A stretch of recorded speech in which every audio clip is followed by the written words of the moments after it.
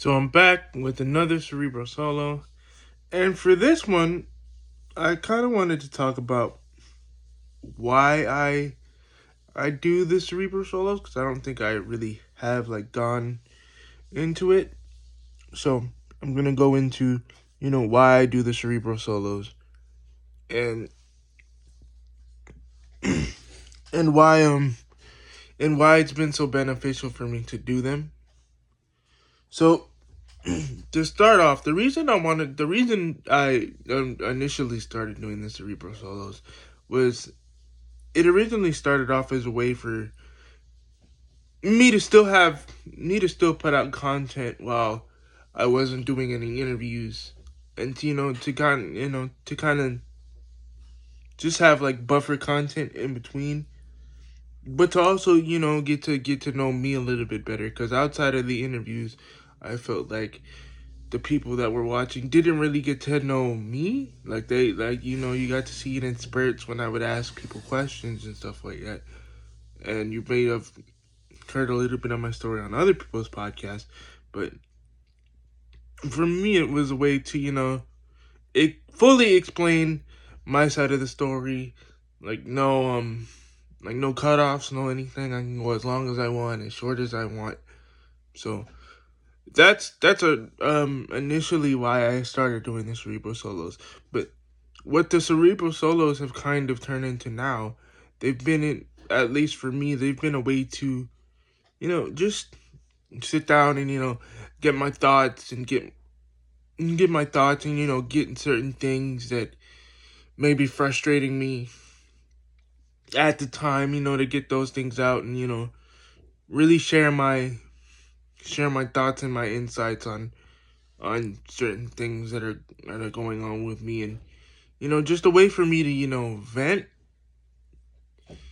just a way for me to vent, and people and this and these and sorry, I sound really muffled because I'm doing this off the cuff. Well, not really muffled, I'm really scatterbrained because I like doing these off the cuff, really no script.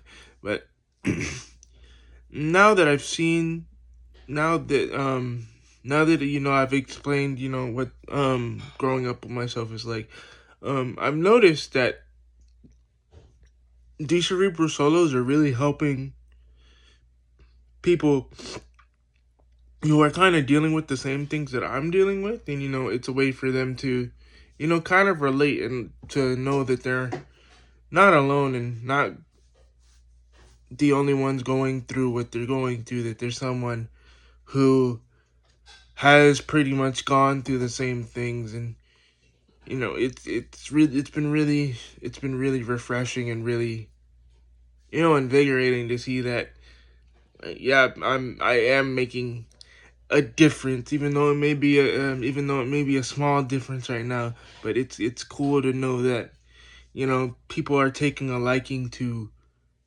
see, to want to watch, and to want to listen to what I have to say, and that I actually can provide value. And that's a big thing for me, because for the longest time I kind of felt like, oh, I'm the only one that's kind of going through this, and going through doing these interviews and doing these Cerebral solos. I've come to find out that there's a lot of people kind of going through similar things, and it's cool to connect and and kind of relate and bounce ideas off each other, and find different ways to to get through certain issues together, and we can share, I don't want to say coping mechanisms because it sounds really bad, but ways to improve our situations, and to also let them know that there's other, that that we can do more, that we're not just a diagnosis, we're people too. So that's what the Cerebral solos have kind of turned into. They've kind of turned into my diary, and also a sense of kind of motivation for other people. So that's why I do the Cerebral solos. I know that I actually have a lot more to say, but I'm gonna be smart and save that for another Cerebral solo. But yeah, that's kind of the reasons why I do the Cerebral solos now. And the interviews will be coming back very, very, very soon. I'm actually working on something right now. Um, and the interviews will be coming back very soon. And also, I hope you guys have liked the fitness shorts that I've been posting on my YouTube as well. I also post those shorts as well to kind of show people that are that have disabilities that that want to get into fitness and stuff like that, just to show them that yeah, just because you have cerebral palsy doesn't mean you can't. It doesn't mean that you aren't strong and that you're able to improve and get better.